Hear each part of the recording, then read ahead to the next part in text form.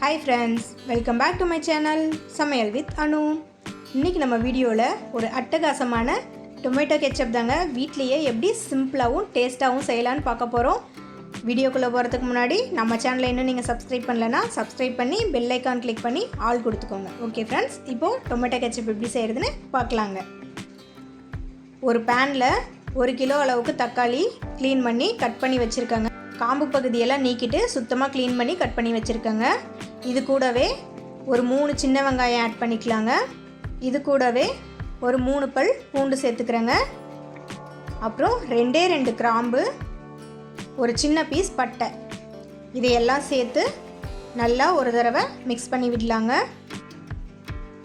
அடுப்பு மீடியம் ஃப்ளேமில் வச்சுருக்கேங்க. நீங்களும் அதே போல் வச்சுக்கோங்க. பாருங்கள், நல்லா மிக்ஸ் பண்ணியாச்சு. இப்போ இது நல்லா மேஷ் ஆகி வேகிற வரைக்கும் மூடி வைக்கலாங்க.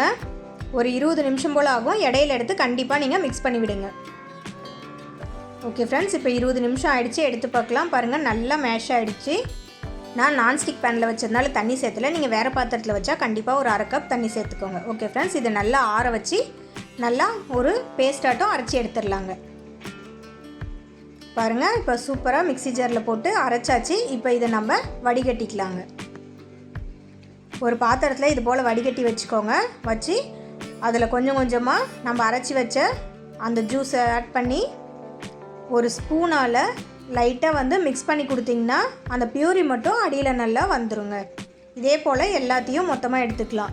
இன்னும் சிம்பிளாக ஒரு டிப் உங்களுக்கு சொல்லணுன்னா, ஒரு ஒயிட் கிளாத் இருந்துச்சுன்னா சுத்தமான ஒயிட் கிளாத்தில் இதை கொஞ்சம் கொஞ்சமாக சேர்த்து புழிஞ்சு எடுத்திங்கன்னா இன்னும் ஈஸியாக உங்கள் வேலை முடிஞ்சிருங்க. அவ்வளோதாங்க, நம்ம எல்லாமே இப்போ க்ளீனாக எடுத்தாச்சு. சூப்பராக நம்மளோட டொமேட்டோ பியூரி ரெடி ஆகிடுச்சு. இப்போ இதை நம்ம வேறு ஒரு பாத்திரத்தில் சேர்த்துக்கலாங்க. ஒரு பேனை சூடு பண்ணி டொமேட்டோ பியூரியை சேர்த்தாச்சுங்க. இது கொஞ்சம் சூடாகிற வரைக்கும் வெயிட் பண்ணலாம்.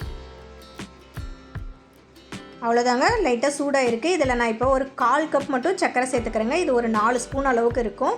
இது கூடவே 1/4 கப் அளவுக்கு வினிகர் சேர்த்துக்கிறேங்க. வினிகர் எல்லா டிபார்ட்மெண்ட் ஸ்டோர்லேயுமே ஈஸியாக கிடைக்கும்.